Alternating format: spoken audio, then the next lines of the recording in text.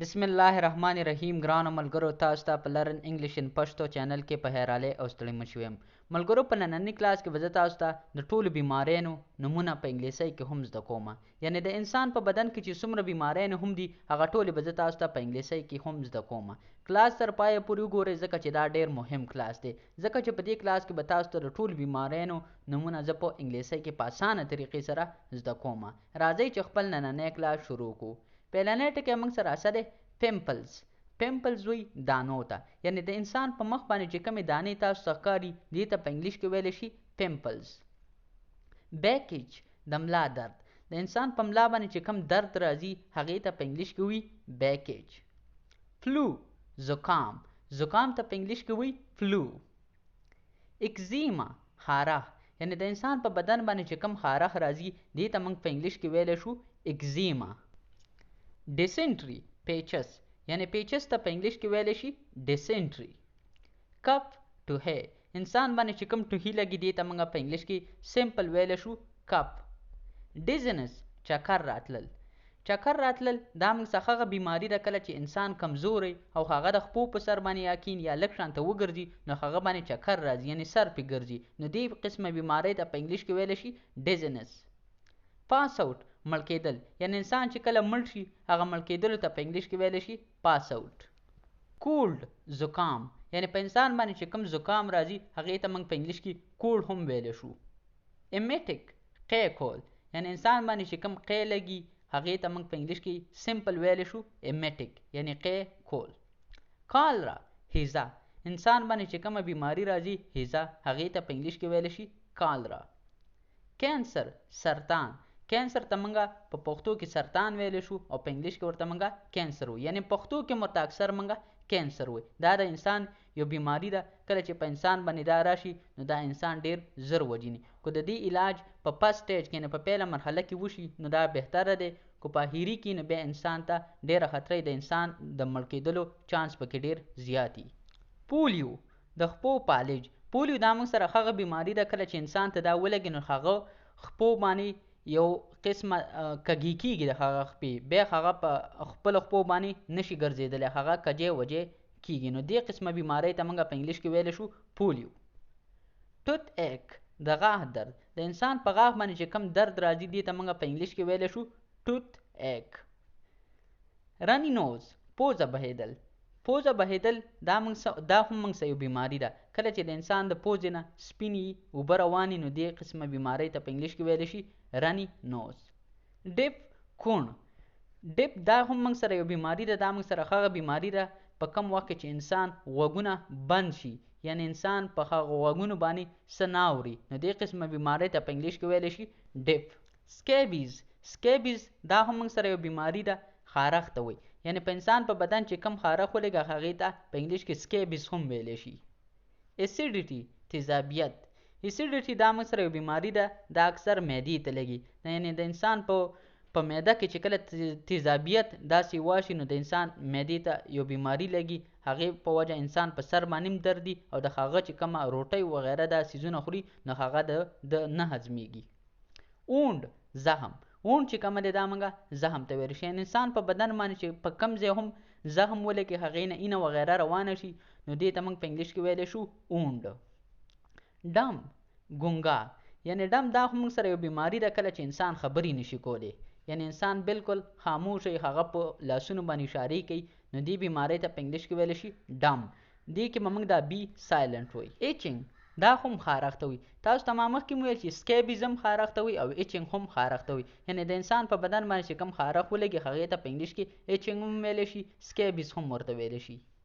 ایک درد یعنی د انسان په بدن په کم ځای باندې هم څه قسمه درد دي هغې ته موږ په انګلیش کې ویلی شو ایک هیډیک د سر درد یعنی د انسان په سر باندې چې کله بوج یا درد دي هغې ته موږ په انګلیش کې ویلی شو هیډیک یعنی د سر درد فریکچر ماتېدل یعنی د انسان خپه ماته شي ګوته یې ماته شي لاس یې مات شي هر قسمه هډوکی یې مات شي نو دغه بیمارۍ ته به موږ په انګلیش کې ویلی شو فریکچر یعنی یو څیز ماتېدل سور تروټ مرۍ خرابېدل. کله چې د انسان مرۍ خرابه شي، هغه د انسان چې کله مرۍ خرابه شي نو د هغه دا مرۍ داسې تخنیږي شانته او انسان ته ډېر تکلیف وي. هغه د هغې د وجې نه اوبه هم نشي څښلی، خوراک هم نشي کولی. نو دې قسمه بیمارۍ ته په انګلیش کې ویلی شي سور تھروټ. ټایفاید هیزه، هیزې ته موږ په انګلیش کې ویلی شو ټایفاید. دې ته کالرا هم ویلی شي. او دا ټایفاید چې کومه دی دا د ملیریا یو قسم دی. دې کې انسان ته ډېر زیاته تبه لګي. کنسټیپیشن، قبض. قبض ته موږ په انګلیش کې ویلی شو کنسټیپیشن. ډایبټس، شوګر، یعنی انسان ته چې کوم شوګر ولګي هغه بدن ډیر غټ هم وي، نو د ډایبټس یعنی د شوګر د وجې نه هغه بدن ډیر زیات کمیږي او د دې ډایبټس د وجې نه انسان ته کینسر هم لګي. نو دا ډیره خطرناکه بیماری ده. د دې د بیماری دپاره اسان علاج صرف ډیر ګرځېدل دي. انفلمیشن چې کومه دی دا وي زخم ته، یعنی انسان په بدن باندې چې کوم زخم وغیره ولګي دې ته موږ په انګلیش کې ویلی شو انفلمیشن. جانډس چې کومه دی دا زیړي ته وي، یعنی کله چې د انسان بدن باندې زیړی راشي، د انسان بدن زیړیږي، نو دې بیماری ته به موږ په انګلیش کې وایي جانډس. پیرالیسیس، پالج، کله چې انسان ته پالج ولګي دا موږ څخه هغه بیماری ده، دا اکثر انسان ته په یخنۍ کې لګي او دا اکثر زړو خلکو ته لګي، مطلب چې عمر ډیر هغو ته په یخنۍ کې دا پیرالیسیس دا بیماری لګي. فایلز، بواسیر دا موږ سره یو بیماری ده چې دې ته په انګلیش کې ویلی شي فایلز، په پښتو کې ورته موږ بواسیر وایي. کټار، نزله. کټار دا موږ سره هغه بیماری ده کله چې انسان بیمار شي، په سر باندې نری دردي او د پوزې نه سپینې اوبه رواني، نو دې قسمه بیماری ته به موږ په انګلیش کې وایي کټار، یعنی په پښتو کې چې ورته موږ نزله وایي. کریپل، کریپل دا موږ سره هغه ګوډ ته وایي کله چې انسان په خپو باندې شلي، یعنی انسان نشي ګرځېدلی. ګریپینګ، د هیټې درد، یعنی کله چې د انسان په خېټه کې کم درد دي، کم تکلیف ورته په خېټه کې، نو دې ته موږ په انګلیش کې ویلی شو ګریپینګ.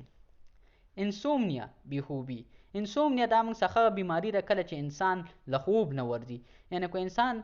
ډېر وخت هم خوب نه کړی یا 2 ورځې خوب هم نه کړی، نو دا بیماری چې ورته لګېدلې هغه له به بیا هم خوب نه ورځي. یعنی موږ خو که یو ورځ خوب ونه کړو نو بیا راله ډېر زیات خوب راځي، خو که چېرته تا ته دا بیماري لګېدلي، که تا 2 ورځې خوب هم ونه کړو نو بیا به هم تا له خوب نه درځي، نو دې قسمه بیماری ته موږ په انګلیش کې ویلی شو انسومنیا.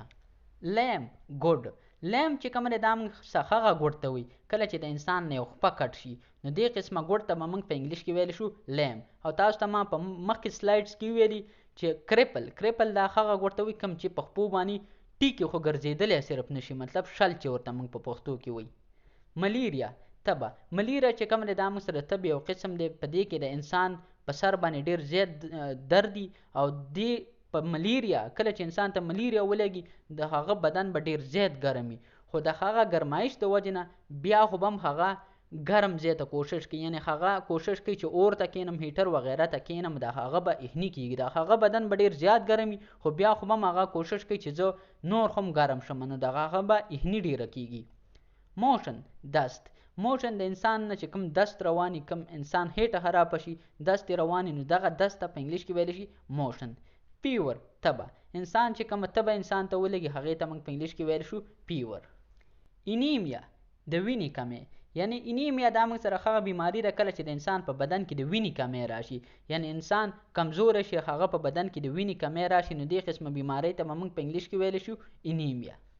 استما، دمه. استما دا موږ سره هغه بیماری ده کله چې یو انسان لږ شانته وګرځي او هغه باندې ستړیوالی ډېر زر راځي، نو دې قسمه بیماری ته موږ په انګلیش کې ویلی شو استما. بالډ چې کومه دی دا موږ سره ګنجي ته وایي، یعنی دا هم موږ سره یو بیماری ده کله چې د انسان د سر باندې ویښته نه ټینګېږي، یعنی د هغه سر ګنجی کېږي، نو دې قسمه بیماری ته موږ په انګلیش کې وایي بالډ. بلیډینګ، وینه بهېدل، یعنی کله چې انسان زخمی شي هغه یو بدن ځای ولګي، هغې نه چې کومه وینه روانې هغې ته موږ په انګلیش کې سمپل ویلی شو بلیډینګ. ملګرو دا و زموږ نننی کلاس چې پای ته ورسېدو. انشاءالله که ما نه د کومو بیماریو نومونه پاتې شوي نو هغه به هم زه تاسو ته په نورو کلاسونو کې راوړم. په بیماریانو تاسو ته دا زما 3م کلاس دی. بیماریانو کلاسونه تاسو ډېر خوښوئ، نو انشاءالله د انسان په بدن کې چې څه قسمه هم مرضونه یا بیماریانې هغه ټولې به زه تاسو ته په انګلیسۍ کې هم زده کوم، ځکه چې دا ډېر مهم وي چې موږ او تاسو ته پته ولګي چې دې بیمارۍ ته په پښتو کې څه وي، په انګلیش کې ورته څه وي، نو دا به زموږ او ستاسو دپاره یو ښه معلومات ګرځېږي. ملګرو که چېرته تاسو ته په انګلیسۍ کې څه قسمه مسله هم وي، یعنې تاسو ته یا د څه ضرورت وي چې موږ ته دا څیز ایکسپلین کا، نو تاسو ما ته په کمنټ سیکشن کې کمنټ کولی شئ. نو انشاءالله دا ټول هر څه به زه تاسو ته په اسانه طریقې سره ایکسپلین کوم. ملګرو نننی کلاس زموږ پای ته ورسېدو. اوس ماله اجازت راکئ، انشاءالله تاسو سره به په یو بل نوي کلاس کې ملاقات کیږي. تر هغه وخته پورې ماله اجازت راکئ. د خپل ځان ډېر ډېر خیال ساتئ او ما په خپلو دواګانو کې هم یاد ساتئ. د الله په امان.